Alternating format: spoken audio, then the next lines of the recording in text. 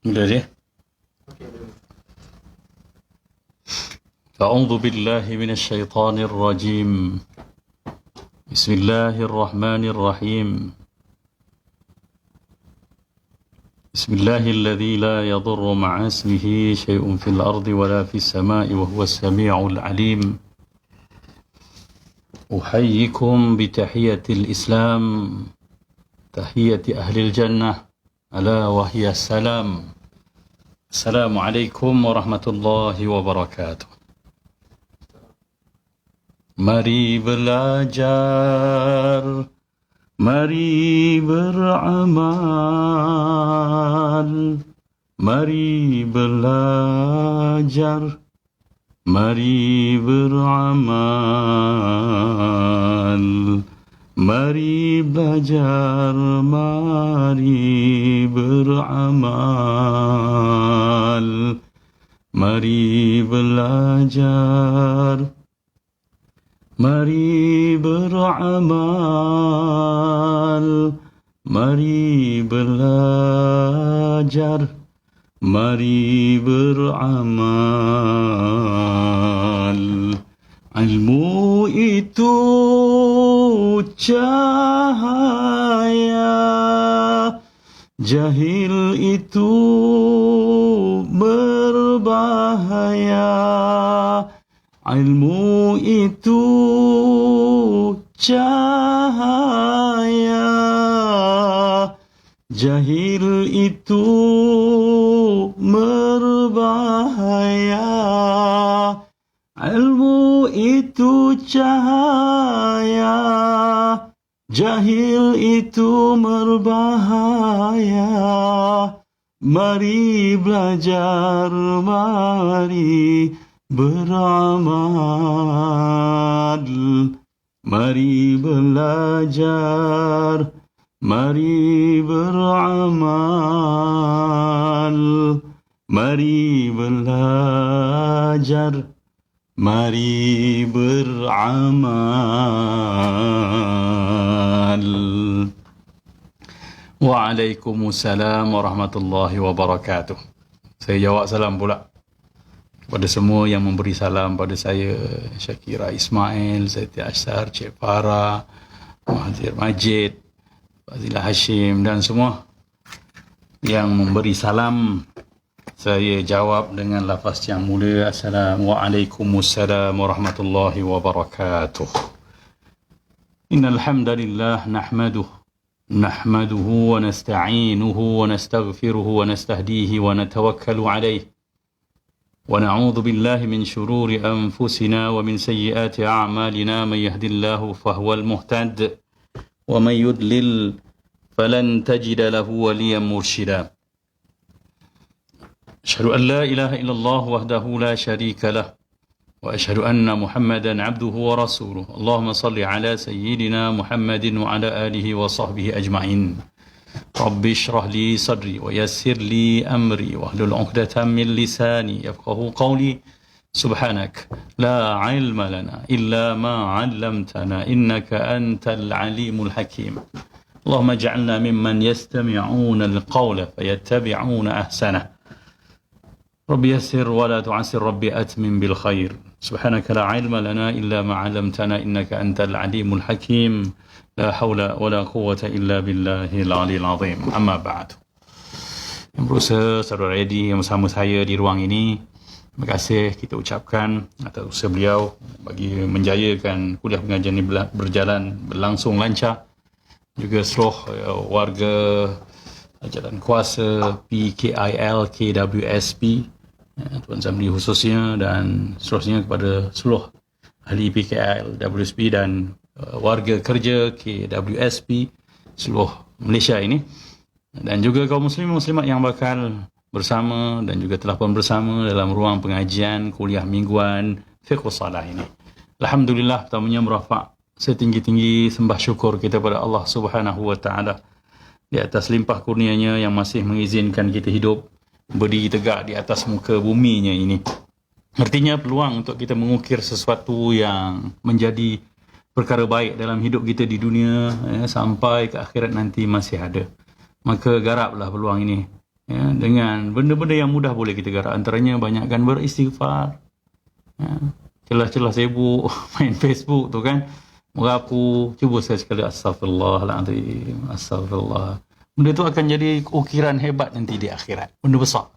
Utusan selawat kita utus pada Nabi SAW sambil berjalan, sambil memandu kenderaan, sambil naik motor.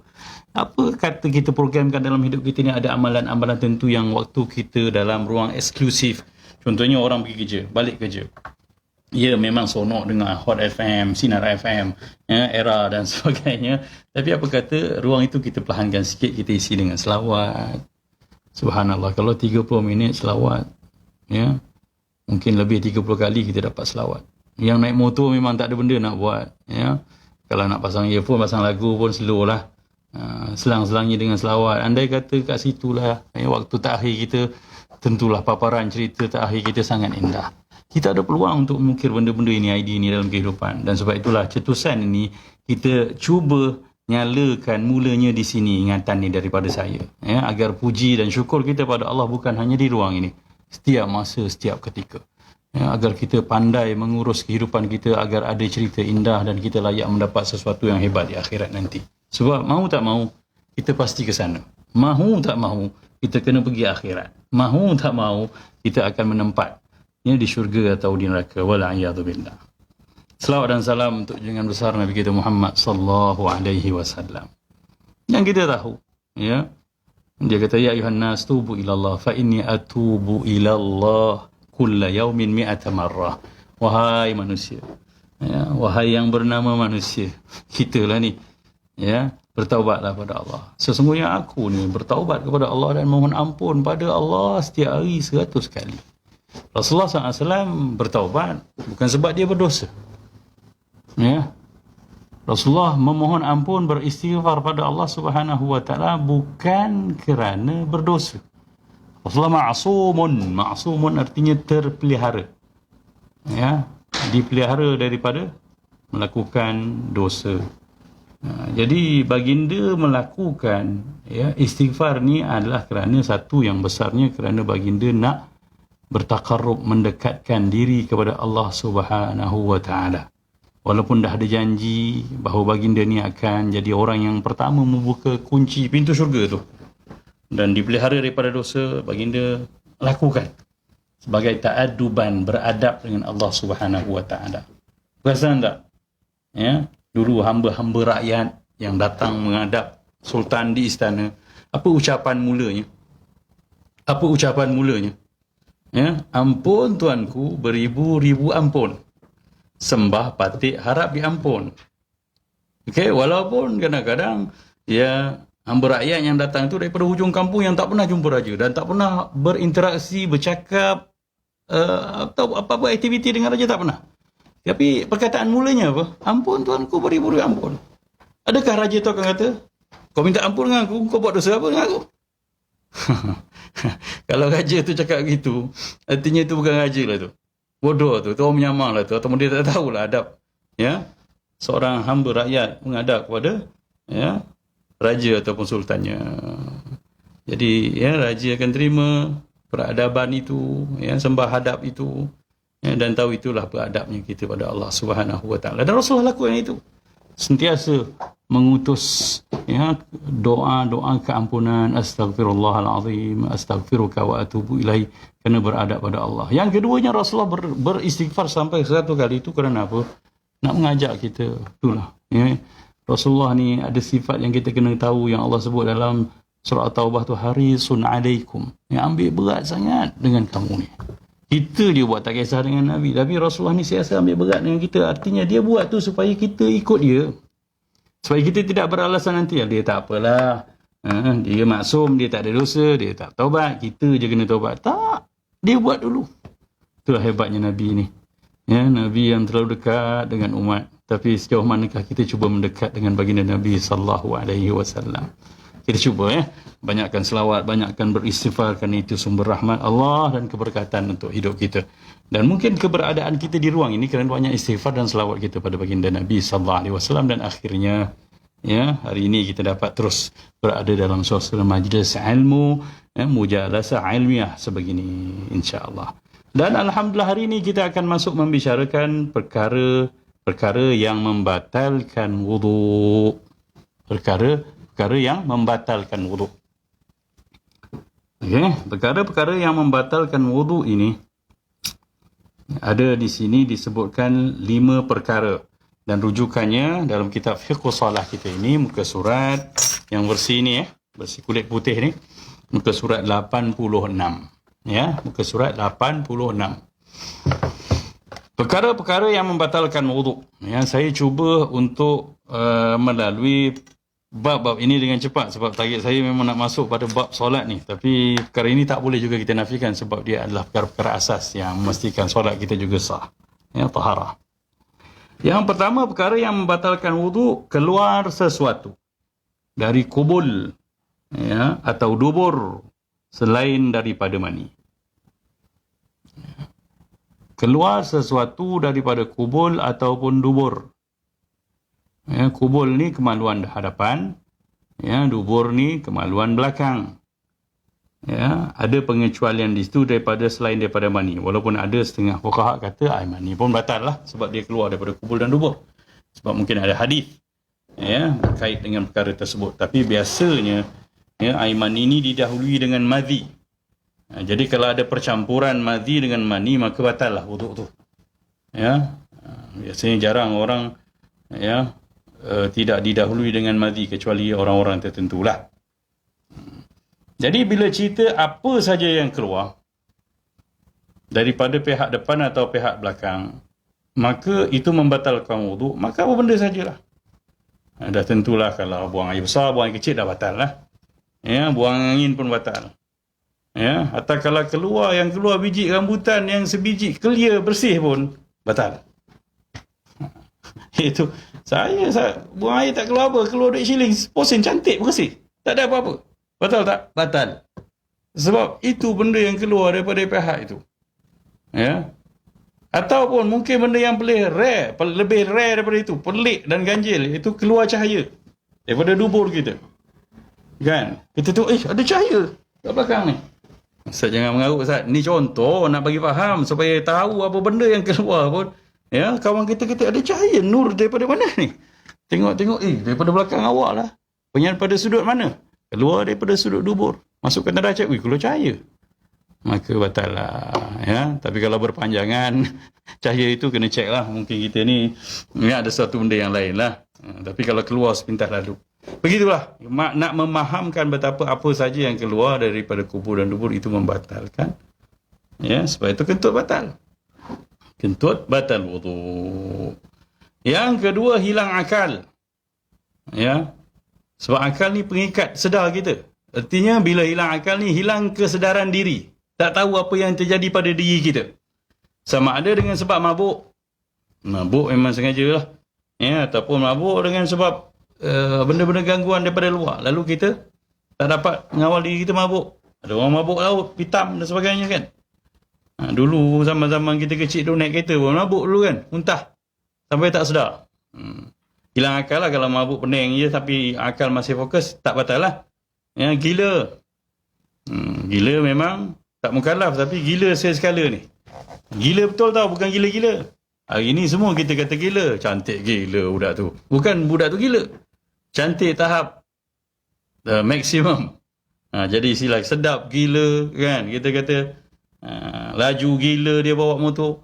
Jadi bukan yang itu. Tapi gila kat sini al-junun dimaksudkan. Junun. Junun ini asal perkataannya daripada jannah. Jannah ni jin. Majnun tu yang kita selalu dengar. Artinya orang kena jin. Meracau tak kena apa. Jadi dia tak sedar. Seolah-olah macam dimasukkan. Dan jin ini pun asal perkataannya adalah satu benda halangan. Terhalang dia daripada pandangan kita. Jadi orang yang gila, dia terhalang daripada mengurus tadbir dirinya dengan betul. Jadi batallah wuduknya. Sakit. Sakit dengan sampai menghilangkan akal, pitam kan, ada orang sakit sampai tak sedar diri. Kan ada kan? Kesakitan yang menyebabkan sampai dia tak boleh merasa apa-apa, dah tak tahu apa-apa, hilang. Pitam, mata putih naik atas. Maka apa? Ceritanya sebenarnya itu semua dia punya tanda-tanda dia. Ceritanya hilang akal. Hilang akal maksudnya hilang kesedaran mengurus diri, maka batallah wuduk kita. Sebab tu perkara ketiga juga berkait. Apa lagi yang membatalkan wuduk kita?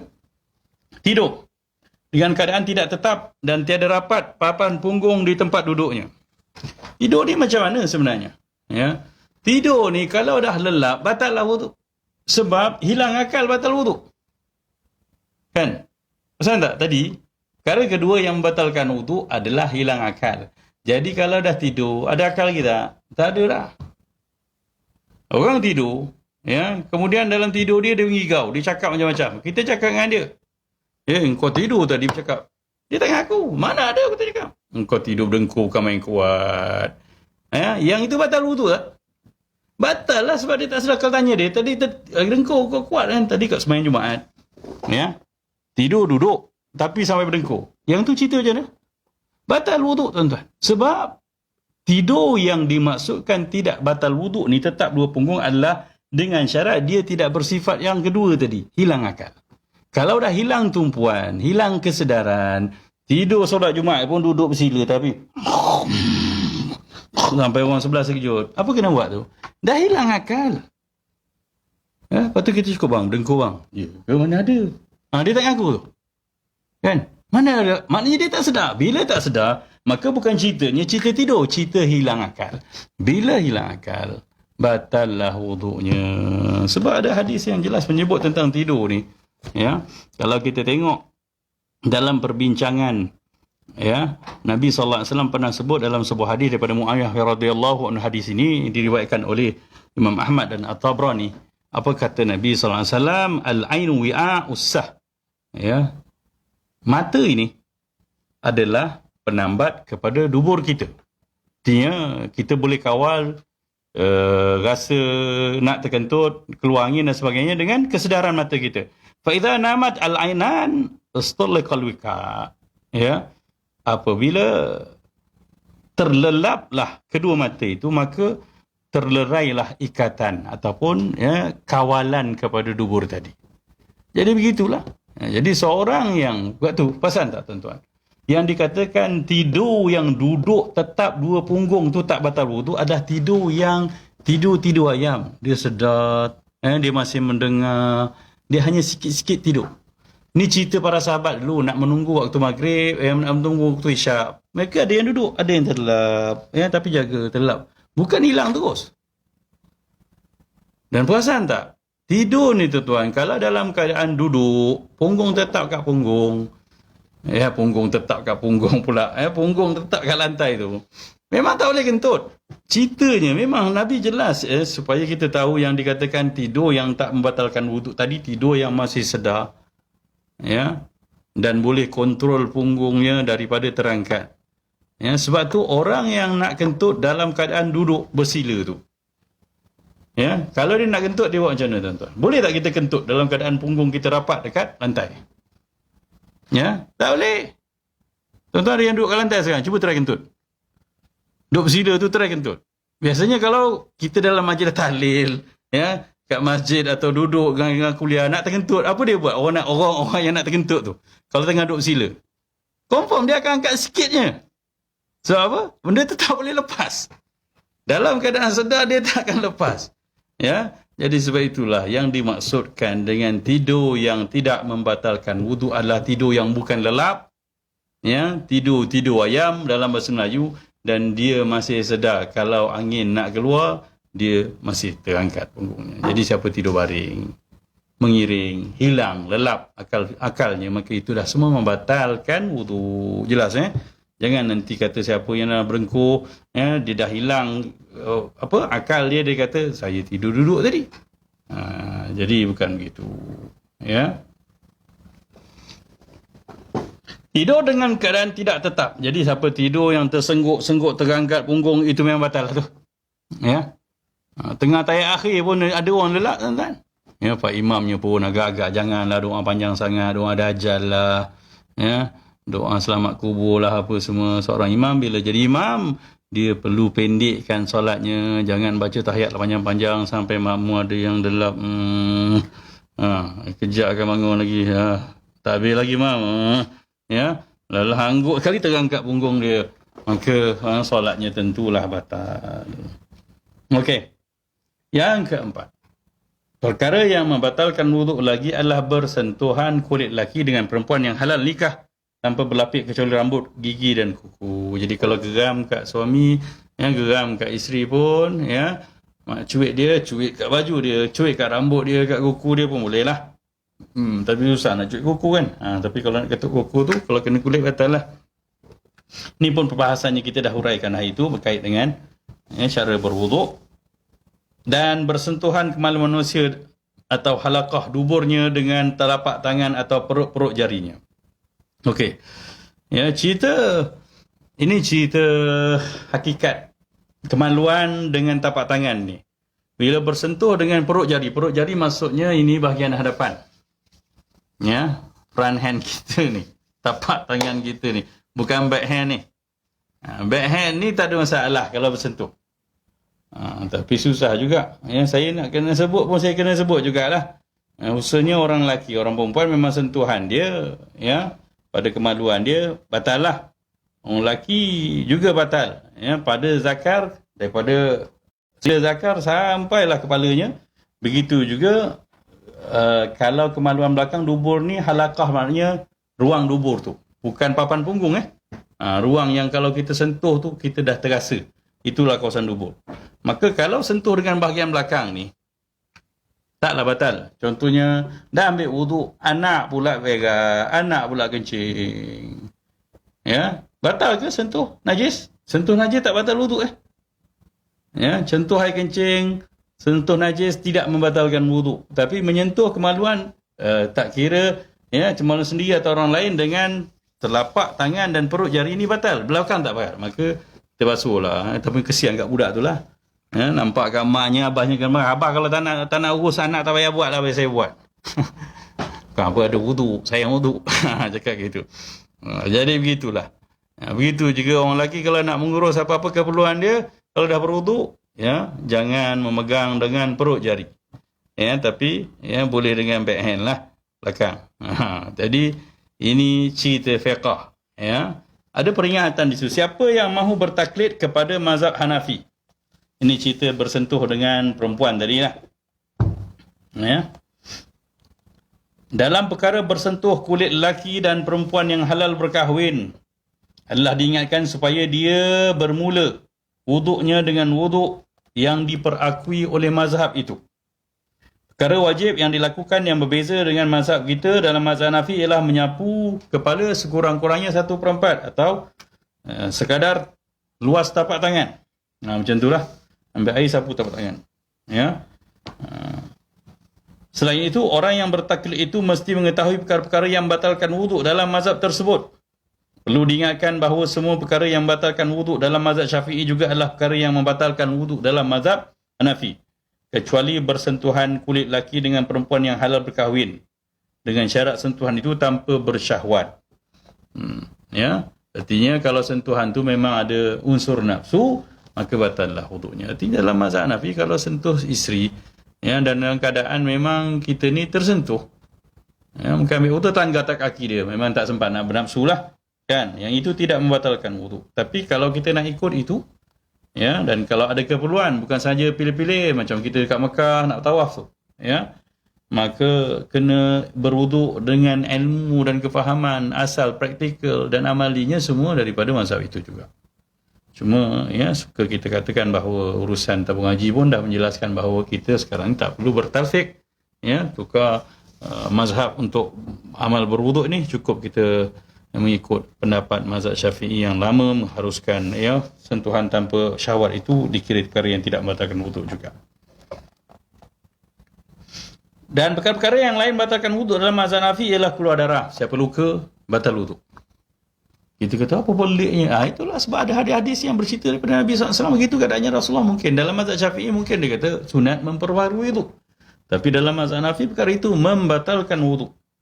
Ya, dana atau satu najis dari tubuh yang muntah yang banyak pun batalkan wuduk. Dalam mazhab kita Syafi'i tak batal wuduk. Ya. Selain itu, ketawa dalam sembahyang sehingga telinga orang lain yang berdekatannya.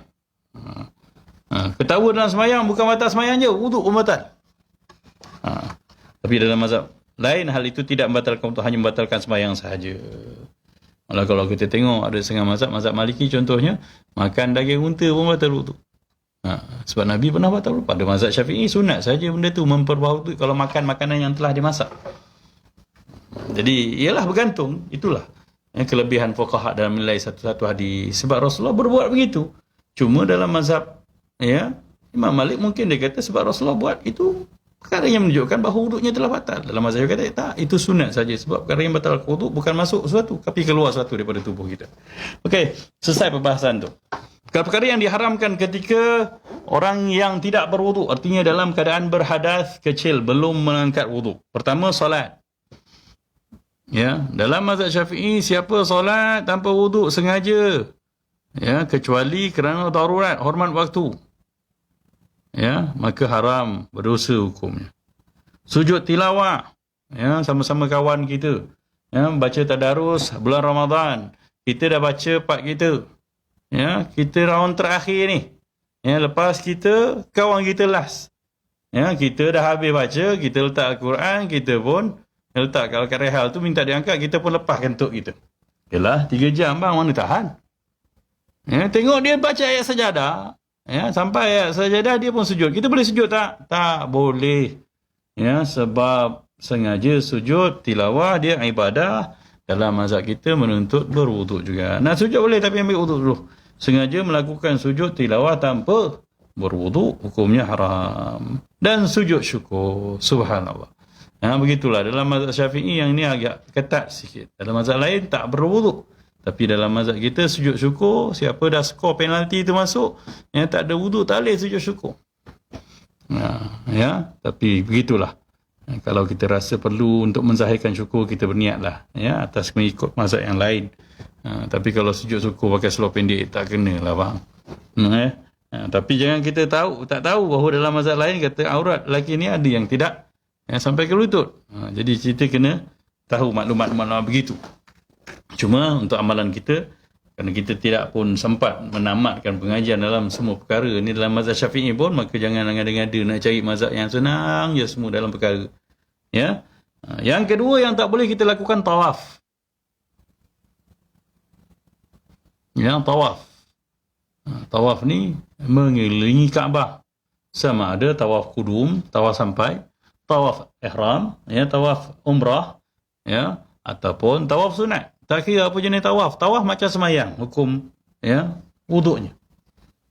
Yang ketiga, menyentuh atau menanggung Al-Quran kecuali terpaksa kerana memeliharanya.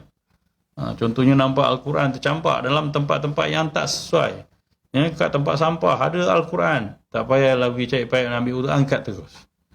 Yang itu dimaafkan. Quran jatuh, ya. Dan kita tak ada wuduk, angkatlah. Ya, kita angkat. Dan kerana memelihara kehormatan Al-Quran itu lebih utama ketika itu. Begitu juga perkara ini dalam mazhab lain tidak menjadi keutamaan, begitu ya, dalam mazhab Syafi'i. Perbahasan tentang perkara inilah. Dalam mazhab lain mengatakan bahawa tidak perlu berada dalam keadaan berwuduk untuk memegang menanggung Al-Quran. Ya, sebab ayat Quran yang Allah sebut la yamassuhu illal mutahharun itu bercerita tentang cerita malaikat. Tidaklah yang menyentuhnya Al-Quran ini melainkan al-mutahharun, iaitu makhluk-makhluk yang Allah sucikan. Siapa dia al-mutahharun ini? Al-mutahharun ini para malaikat. Ya, maka hukum asalnya ini jumlah khabariyah dipanggil. Ayat cerita, bukan ayat perintah. Ya, yang menanggung Al-Quran, bawa Al-Quran ni, ya, di langit sana, ataupun Jibril yang bawa kepada Nabi SAW adalah makhluk yang Allah sucikan. Al-mutahharun. Manusia bukan mutahharun. Ya, asal kejadiannya bukan bersih. Malaikat kan daripada nur, tidak ada najis, tidak ada hadas. Ya, hatta nafsu pun tak ada. Itu malaikat. Manusia ni mutatahharun, atau yang mutatahhirin. Mutatahhirin ni orang yang membersihkan dirinya sendiri. Sebab tu Allah sebut, innallaha yuhibbut tawwabin wa yuhibbul mutatahhirin. Allah suka orang yang bertaubat dan orang yang membersihkan diri. Dia tak bersih. Mana kita ada bersih? Kejap peluh busuk, kejap kita nak kencing, nak berak. Ya, kemudian kita berhadas, kecil hadas besar. Ya, dengan hati kita yang kotor, banyak macam benda. Jadi kita ni makhluk yang mengusahakan kebersihan diri dengan cara sendiri. Bukan kurniaan Tuhan. Maka Allah sayanglah sebab ada usaha. Sebab tu daripada ayat ni pun kita faham bahawa apa saja usaha baik selagi kita lakukan walaupun payah untuk mendekatkan diri kepada Allah, Allah sayang kita. Malaikat dia tak boleh berbangga sebab Allah jadikan dia macam tu. Jadi pertemuan atau cerita ayat ni dalam mazhab selain Syafi'i dikatakan ini ayat khabariyah, ayat cerita. Jadi tak ada cerita hukum tentang bahawa kena ada wuduk. Cerita Al-Quran ni menanggungnya. Tapi Imam Syafi'i atau ulama-ulama mazhab Syafi'i berpandangan betapa kalaulah yang nak menanggung Al-Quran ni Allah pilih makhluk yang khusus suci bersih untuk layak menanggungnya, apatah lagi kita. Jadi selayaknya kita yang tak suci untuk melayakkan diri menanggung Al-Quran, bersihkanlah, bertaharahlah untuk melayakkan diri memegang kalamullah ini, mushaf ini. Yang gitu fahamnya. Jadi nampak tak jiwa dalam mazhab Syafi'i itu? Kalau nak cerita fiqh je lah. Ayat fiqh, ayat Quran ni cerita malaikat. Ya, bukan perintah Allah pun. Ya. Tapi penjiwaannya, bila Allah pilih malaikat, Allah tak bagi makhluk lain yang kotor najis menanggungnya, maka kita yang nak menanggungnya, melayakkan diri, buatlah sedikit kelayakan usaha, bertaharah, mengangkat hadas daripada diri kita, lalu kita peganglah Al-Quran. Wallahu a'lam. Yang ketiganya, membaca khutbah Jumaat. Ini satu persoalan yang besar juga sebenarnya. Sebab ketika kadang-kadang saya buat kursus untuk imam-imam ni, antara benda isu besarnya orang-orang kita tak faham bahawa khutbah Jumaat tu, imam tu dia perlu dalam keadaan berwuduk. Panjang sikit cerita dia ni. Sebab takut ada imam kita lepas turun daripada mimbar, dia keluar tanya, mana mam? Ambil semayang, nak semayang Jumaat ni. Tadi saya terkentut. Subhanallah. Imam yang sebegitu, artinya dia kentut ataupun tidak berwuduk ketika khutbah tadi. Bukan saja khutbahnya tidak sah, maka Jumaat di hari itu juga tak akan sah. Sebab khutbah imamnya tidak sah.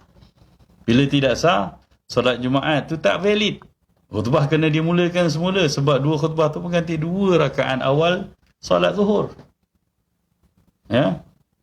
Maka, pastikan kalau imam tu tak ambil semayang atau turun daripada mimbar dan mengambil semayang, tanyakan pada dia. Kamu tak ambil semayang ke tadi? Ambil semayang tadi. Tengok, taqullah. Terkuat sangat jerit. Terkentut pula. Tu kenapa tak turun? Alah, khutbah je. Apa nak turun? Nanti semayang saya ambil semayang lah. Maknanya dia tak faham. Dan ramai imam-imam yang tak tahu benda ni. Itu masalahnya. Yalah, pencen-pencen orang suruh jadi imam. Temuduga pun takkan nak tanya semua benda kan. Sebab tu para imam tolonglah mengaji balik. Sebab kita jadi ketua orang-orang Islam di qaryah kita yang menghadap Allah Subhanahu Wa Taala. Sepatutnya kitalah yang paling perfect dalam ilmu mengerjakan solat ini. Jadi sebab tu kena ngaji balik. Bukan dia jadi imam terus malu nak mengaji. Imam tak ngaji sekarang. Saya jadi imam kalau ngaji malu kat orang, nanti orang kata saya bodoh. Memanglah kita bodoh dulu baru pandai. Jadi jangan terus kita merasa kita sempurna lalu kita tidak menyediakan diri untuk belajar. Dalam keadaan itu satu keperluan. Artinya imam, dalam situasi imam bila mana dia naik atas mimbar, dia kena berwuduk. Kemudian kalau dia batal, apa dia kena buat? Dia macam solat, boleh orang lain menggantikannya. Tapi dalam realiti hari ini tak sadut harap lah. Tak akan ada orang berani naik gantikan Pak Imam. Ataupun imam yang ada backup tu akan pergi surau lain. Mungkin dia ada undangan kalau kat KL ni. Dia bertugas di masjid lain. Maka imam kena jujur dan turun. Ambil wuduk dan baca khutbah balik semula. Tapi jangan 3-4 kali turun naik bang. Ngamuk makmum. Kata kau nak kentut ke nak baca khutbah? Relax bang, cakap macam sakit perut ni. Sebab itu imam dia kena dalam keadaan selesa. Artinya kalau minggu tu dia punya tahap kesihatan tak bagus, perut dia beragam, dia kena jujur. Saya minta tangguh minggu ni bagi orang lain bertugas. Saya bimbang nanti saya tak dapat menahan wuduk ketika berkhutbah. Subhanallah. Adapun makmum kena ke? Makmum tak perlu. Jangan pula nanti kau kata terkentut gemet sembahyang, batal nanti khutbah kau. Dia tak baca. Itu yang pelik sikit ya. Makmum tidak disyaratkan berada dalam keadaan berwuduk ketika mendengar khutbah. Ya. Atau dia tak dengar khutbah pun selalu sembang kat luar tu, dia sembahyang Jumaat sah tak? Sah. Tapi jangan buatlah. Begitu sahaja. Kalau ada pengganti imam, dia naik, dia boleh sambung. Tapi kalau tak ada pengganti imam, imam kena memulakan semula khutbahnya. Ya. Khutbah pertama kalau dah selesai, dalam khutbah kedua, sambung khutbah kedua lah. Sebab ya, dua khutbah tu terpisah dengan duduk. Okey, dia macam kiasnya kepada tawaf lah. Ya, tawaf pusingan ketiga, kita selesai, masuk pusingan keempat, kita terkentut. Mula bila? Mula balik pusingan keempat daripada mula. Ya, bukan daripada pusingan pertama.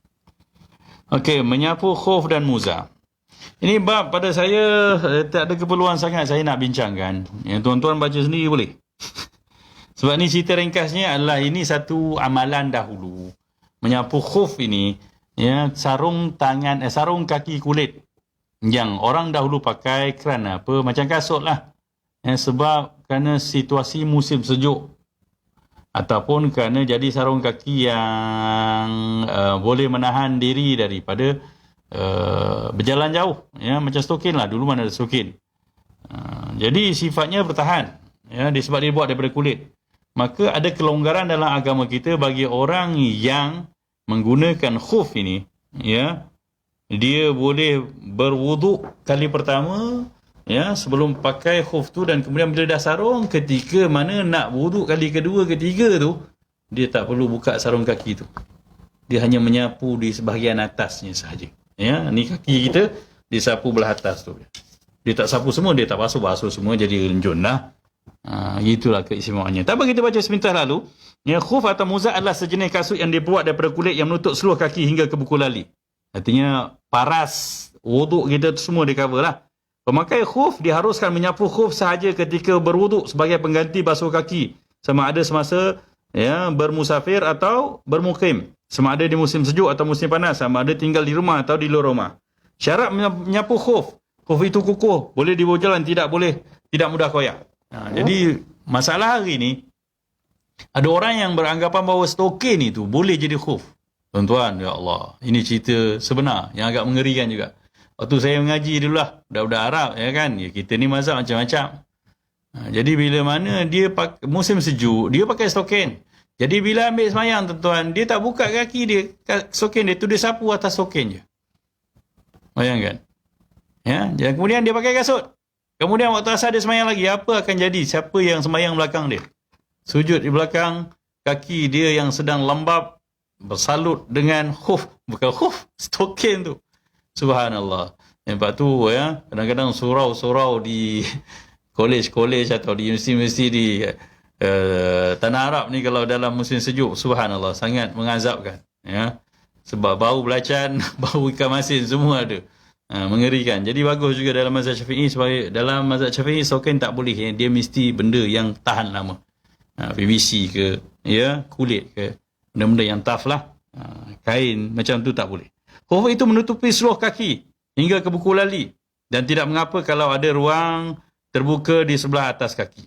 Khuf itu tidak rosak, ya, tidak koyak atau berlubang, dan boleh menegah air daripada masuk. Artinya memang cover lah kaki kita. Ya. Selain daripada tempat jahitannya, dimaafkanlah kalau ruang jahitan tu memang akan celah air juga. Khuf itu suci pada syarak, artinya bukan kulit bangkai, kulit ya, sesuatu yang telah disamak kalau tidak disembelih binatang itu. Ketika seorang itu memulakan pakai khuf, dirinya suci daripada hadas kecil dan hadas besar. Syaratnya sebelum pakai khuf kali pertama tu, dia dah ambil wuduk dulu. Kemudian baru disarung. Artinya repetition, ulangan wuduk yang kedua, ketiga, barulah dia sapu saja atasnya. Muka, tangan, kepala macam biasalah, kaki je sapu atas. Okay, cara sapu dia macam mana? Ya. Sapuan hanya sekali saja dan makruh melebihi dari sekali. Sebab tujuannya memang mengelak daripada basah. Ya. Jadi dah basuh muka, tangan, kepala, kaki tu, ya, katalah kaki macam ni, maka ambil air sapu atas dia. Sekali saja. Ya, sapuan itu memadai dengan tangan yang basah di bahagian luar sahaja. Tapi yang disunatkan ialah dengan meletakkan jari-jari tangan di atas kaki, kemudian ditarik ke atas hingga ke betis, dan jari kiri diletakkan di tumit, kemudian ditolak dari kaki sebelah bawah. Jadi macam itulah dia tolak ke atas, yang ni tolak ke depan gitu. Perkara yang batalkan wukuf, tapi cukup wukuf ini disapu di sebelah atas saja. Sebab tu Sayyidina Ali ada satu ungkapan, betapa agama kita ni adalah agama yang datang dari sisi Tuhan. Bukan semua benda boleh dilogikkan.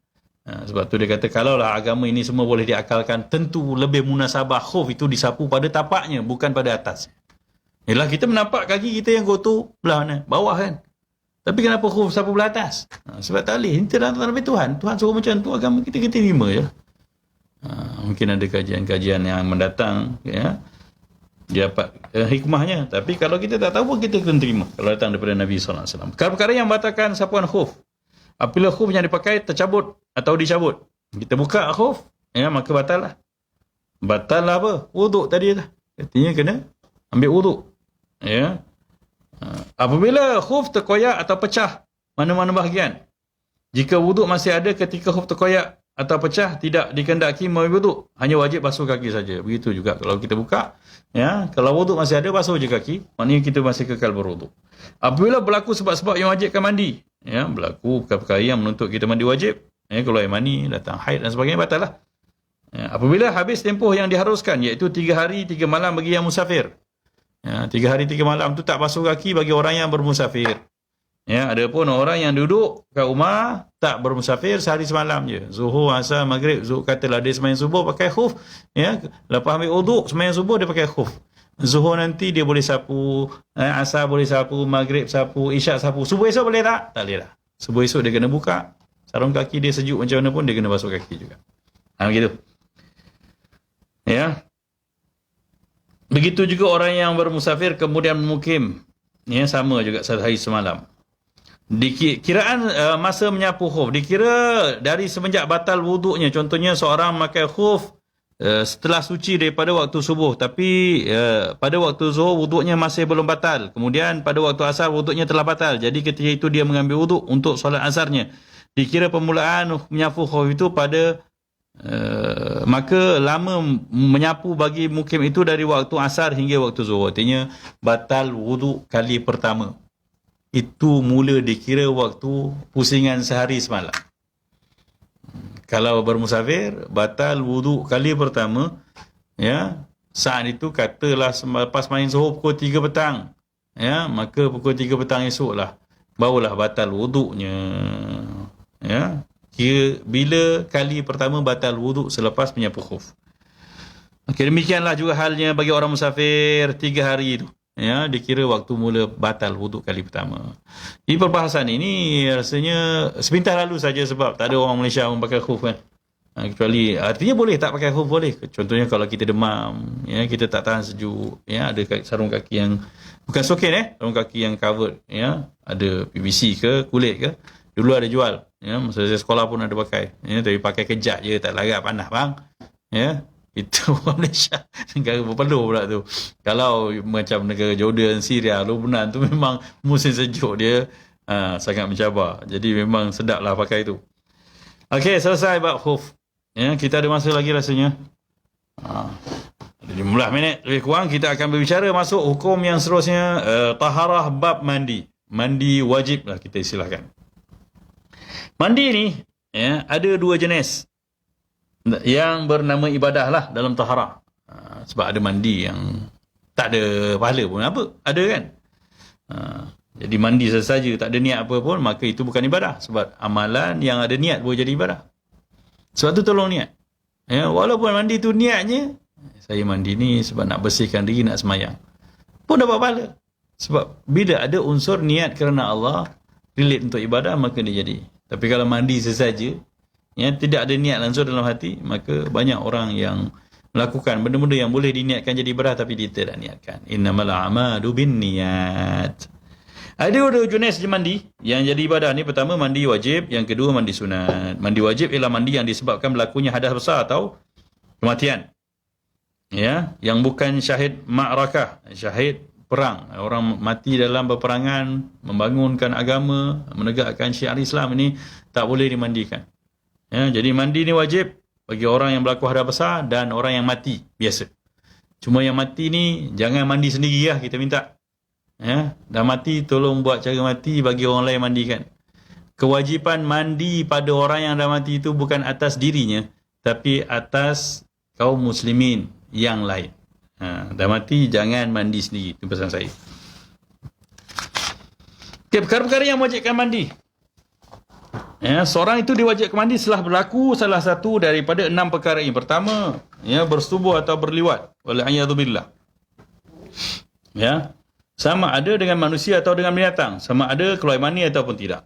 Jadi, ya, saya sebut bahawa bersetubuh ni dikira sebagai mewajibkan mandi dengan kadar apabila, ya, terhapus kepala khasyafah, kepala zakar itu tenggelam habis pada ruang yang diletakkan, ya, maka wajiblah mandi.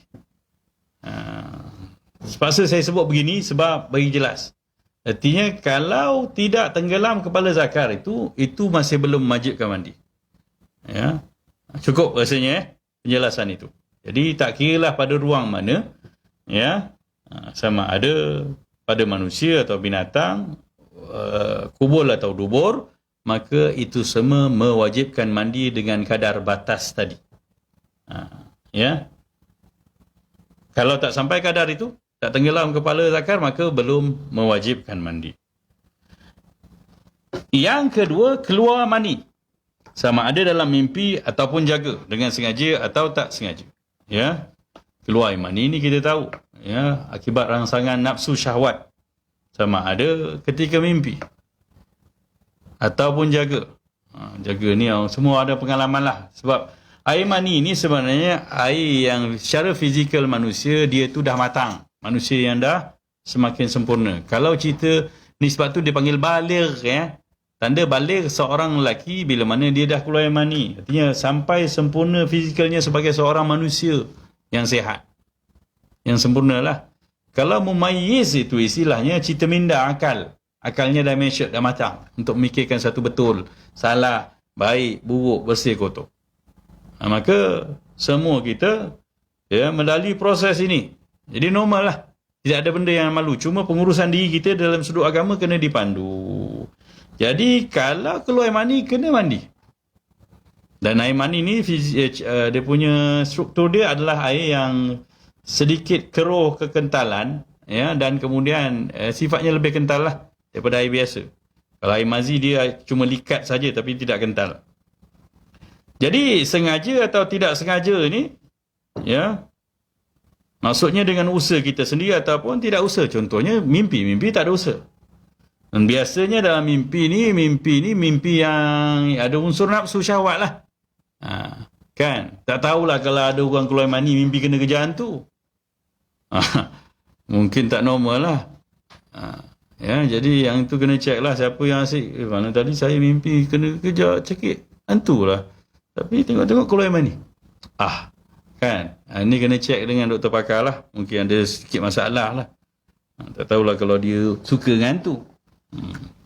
Tapi ceritanya kalau nampak air mani dan memang tak ada siapa orang lain di ruang itu. Itu yang dimaksudkan oleh ayat ini, Dan datang pada kain kita, pakaian kita atau tubuh dan kita. Memang kita tahu tak ada orang lain. Kita pun apa sebab aku keluar air mani? Bukan air mani aku kok. No. Maksudnya mandi je lah. Gitu. Ya. Gitulah. Yang ketiga, keluar darah haid. Iaitu darah yang keluar daripada rahim perempuan yang telah sampai umur. Ni fizikal perempuan, matangnya dia dengan datangnya benih-benih untuk disenyawakan. Itu darah haid. Bila mana tidak berlaku persenyawaan, tak mengandung, dia akan keluar secara normal. Dan paling awal datang haid adalah 9 tahun. Ya. Dan sekurang-kurang, ada juga orang yang lambat pun ada. Ya. Tapi seorang ibu kena didiklah anak ni mengurus haidnya. Yang kali pertama datang haid memang ada yang nangis. Ya. Jadi seorang ibu kena menjaga dan mengajar pengurusan diri anak ketika mula datang haid. Sekurang-kurang masa datang haid adalah sehari semalam. Maksudnya apa? Kalau dah ada turun darah, keluar darah tapi tak cukup 24 jam, itu bukan darah haid. Maksudnya apa? Maksudnya kita kena solat. Bersihkan diri dan kena solat. Dan sebanyak-banyak masa haid atau tempoh paling panjang haid ini adalah 15 hari, 15 malam. Ia juga bermaksud, siapa yang didatangi oleh darah kotor ni turun melebihi hari itu, 15 hari, 15 malam, sampai 20 hari, maka hari yang ke-16, dia dah kena mandi, walaupun darah masih keluar, pakai pad, bersihkan diri, ya, ceritanya macam orang daimul hadas, kena solat macam biasa. Benda ni agak complicated sebab ada orang perempuan yang haidnya terhenti, ya, ada bersambung balik semula. Jadi tempohnya itulah. Dalam tempoh yang dia sendiri, sebab tu siapa yang haidnya tidak teratur, dia kena menjadualkan diri dia. Kena ambil tahu. Jangan tak kisah. Dan bila mana seorang suami dah berkahwin dengan seorang perempuan, itu yang tuan-tuan, bila mana kita kahwin, pasal tak?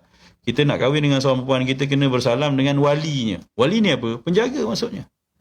Dan dia bersalam tu tujuannya nak serahkan hak penjagaan kepada kita. Sebab tu tanggungjawab yang besar. Dan tuan-tuan kena tahu, seorang lelaki bila berkahwin dengan seorang perempuan, dia bukan tanggungjawabnya yang zahir dan batin untuk nafkah batin dan zahir. Apa sahaja tentang ibadat, dosa, pahalanya semua atas kita. Kalau isteri kita tak tahu tentang haid, kita kena ngajar. Kalau kita tak pernah ngajar, kita kena pastikan dia belajar. Jangan sampai nanti isteri kita, uzur bang, awak tak semayang ke? Uzur bang, lama sangat dah 20 hari ni. Sabarlah. Dia kata suruh kita sabarlah. Bukan masalah sabar tu, masalah solat. Masalah sabar tu satu hal lain lah.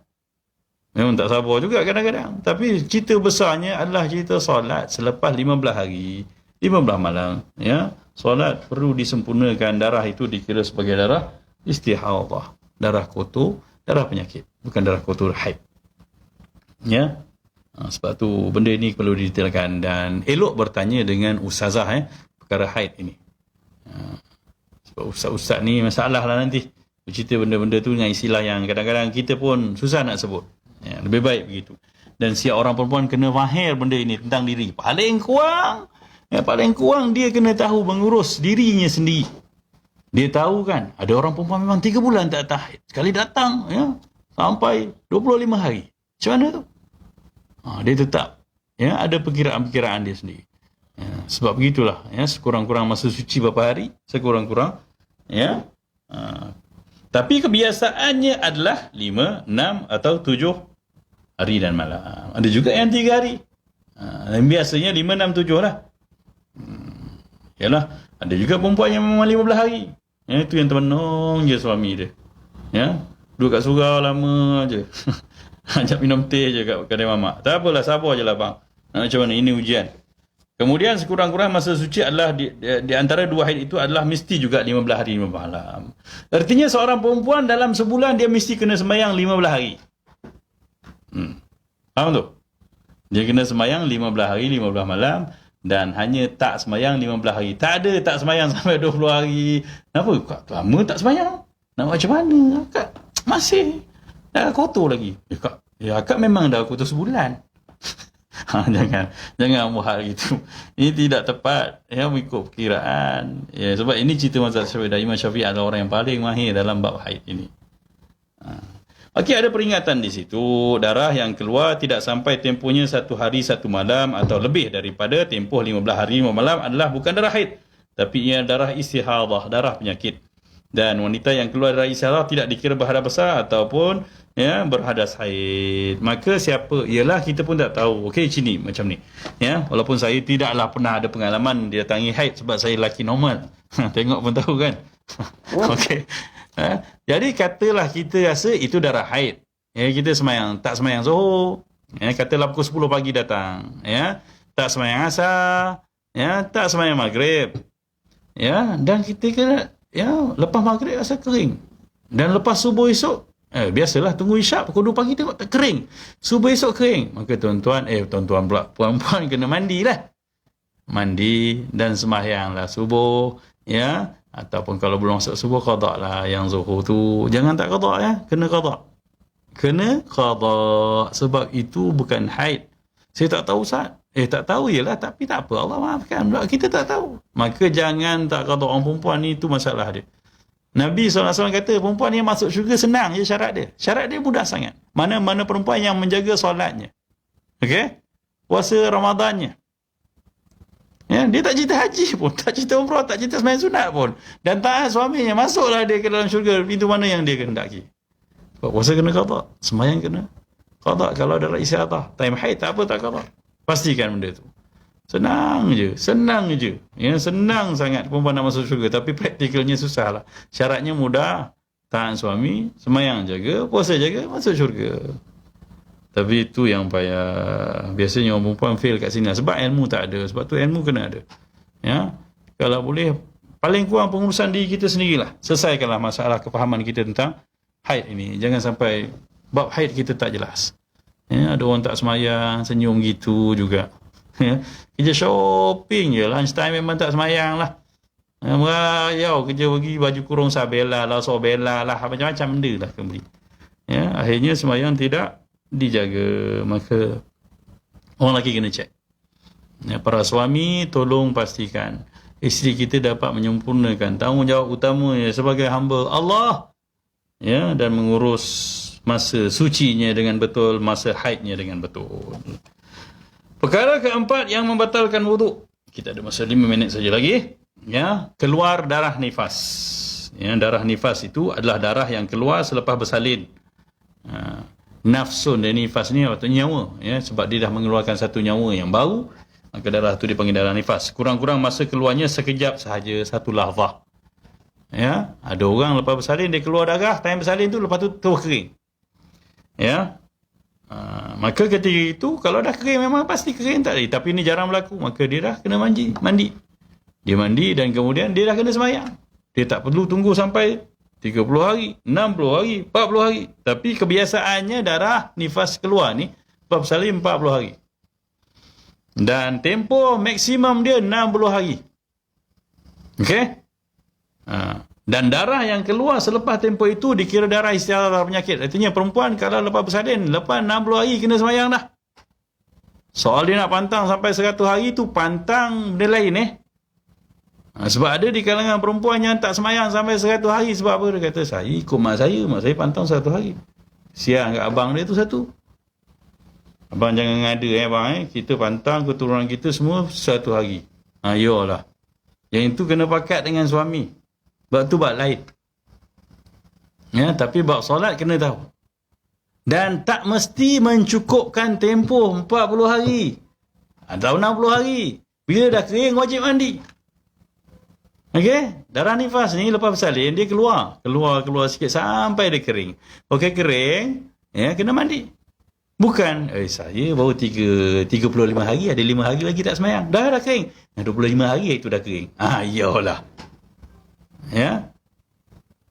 Dia bergantung kepada realiti diri dan darah yang keluar pada perempuan itu. Bukan tempoh masa ni sebagai adat 40, maksimum 60. Yang 100 hari itu itu memang bahana tak tahulah amalan-amalan tu. Yang 100 hari ni tu untuk perempuan kena minta izin suami tu. Ya, nak pantang sampai 100 hari demam abang tu. Ya, abang ni sabarlah dia kata. Yalah.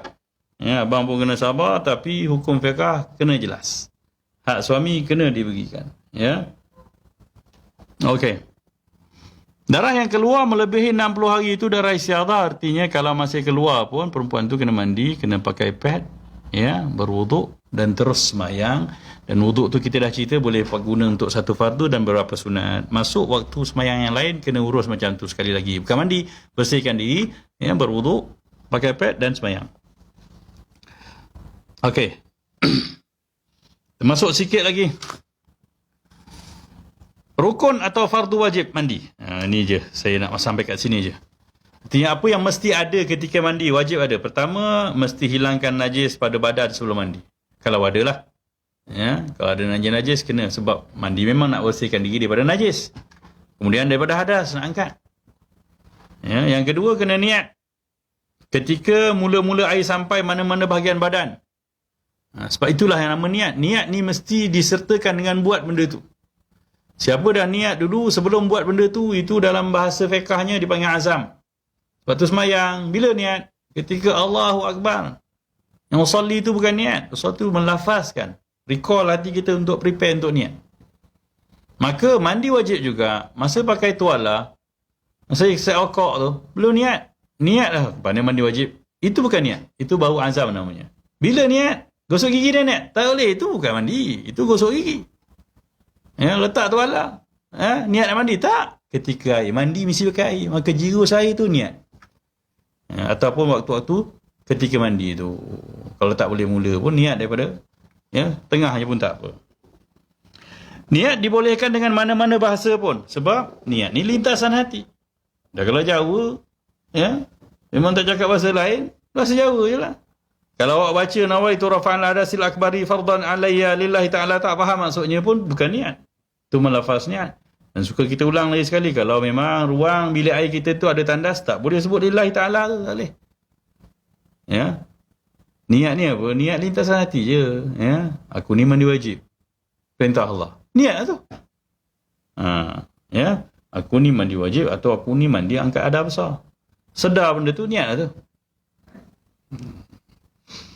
Yang ketiganya, meratakan air ke seluruh badan termasuk rambut dan lainnya. Artinya semua anggota zahir kita ni perlulah kita ratakan air. Sehingga berlipat tubuh badan kita ni, siapa yang badan dia berlipat-lipat, maka kena, sebab tu yang zahir.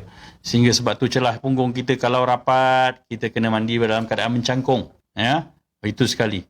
Celah punggung lah biasanya, kadang-kadang air tak rapat. Kalau jari-jari kita rapat, kaki kita dulu kerja, pakai uniform, kaki sampai rapat jari-jari tu, maka kena selati lah. Macam dalam keadaan berwuduk, hari tu kita bicarakan. Jadi moga-moga kita faham. Benda tuntutan agama ni, supaya cerita mandi ni artinya dia kena pastikan semua anggota yang zahir kena merata air padanya. Itu ceritanya. Kalau ada apa-apa pertanyaan, boleh suarakan seketika sebelum saya berundur. Moga-moga dapat kita fahami dan tambah pengalaman, kefahaman kita tentang pengurusan diri dalam bab taharah ini. InsyaAllah pada pertemuan minggu hadapan kita berbicara tentang sunat-sunat dalam mandi wajib, dan apa-apa persoalan boleh ditimbulkan. Perkara-perkara yang diharamkan orang berharap besar. Kemudian kita masuk bertayamum, cerita tayamum insyaAllah minggu depan. Dan selepas itu insyaAllah tak lama kita akan masuk mula membicarakan waktu solat. Perkara-perkara yang berkait dengan solat secara khususnya insyaAllah. Okey, kerana itu, untuk itu kita sama-sama berdoa. Moga-moga Allah Subhanahu wa taala merahmati kita. Bismillahirrahmanirrahim. Alhamdulillahirabbil alamin. Afdhalus salati wa atamu taslim ala sayyidina wa nabiyyina Muhammadin wa ala alihi wa sahbihi ajma'in. Allahumma arzuqna mutaba'atan nabiy Muhammadin sallallahu alaihi wasallam awalan wa akhiran wa zahiran wa batinan wa qawlan wa fi'lan wa ibadatan wa khuluqan wa ta'atan wa salatan wa amalan salihan. Allahumma la tafriqna illa an dhanbin maghfur وعيب مستور وتجارة لن تبور برحمتك يا عزيز يا غفور يا عليم ما بسور.